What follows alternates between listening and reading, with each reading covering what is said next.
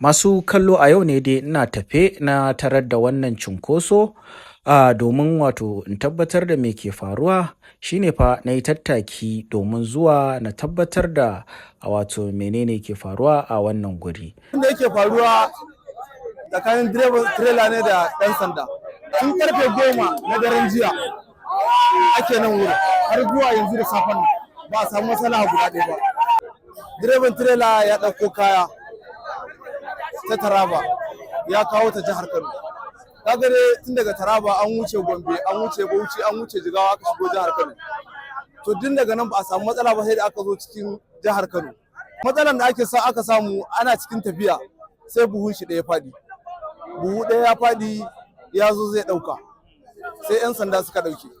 Sun ɗauke ya zo wurinsu, yaran mota sun zo wurinsu suka nuna cewa ba za su bayar ba.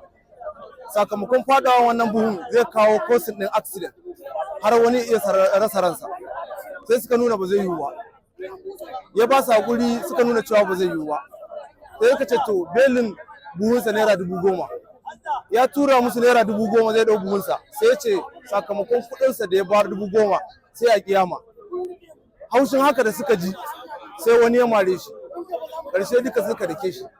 Hannunsa da kafafunsa duka sun ji masa ciwo. Shine dalilin da yasa ba buɗe hanya ba. Shine muke so mu ji me matakin 'yan sanda akan wannan lamarin. Me yasa suke mana haka? Za mu wuce mu ɗauko kaya tun daga Lagos, mu ɗauko daga Port Harcourt. Ba za a mana wulaƙanci da sai mun je jihar Kano. Me ya kawo mana haka? Mu ba 'yan ƙasa bane ko mu ba Hausawa bane ake mana wannan dalili. Yauwa a duba masa lafiyarsa. An ji masa ciwo a kafafunsa duka biyu.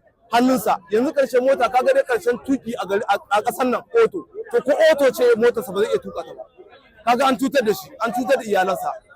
To masu kallo kun ji dalilin wato wannan cunkoso da kuka gani a tambayar anan shine abinda 'yan sandan nan suka yi wa wannan direban sun kyauta ko menene ra'ayinku?